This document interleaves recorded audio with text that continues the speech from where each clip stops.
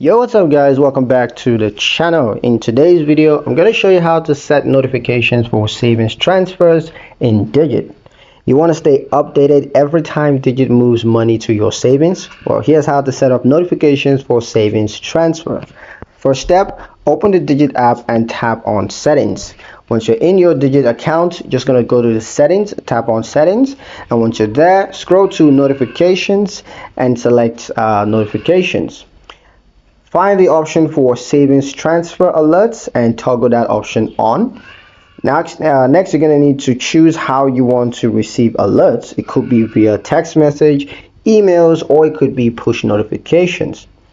Step 5, customize the frequency if that's an available option, such as for every transfer, or it could be for daily summaries. You could just go ahead and customize the frequency.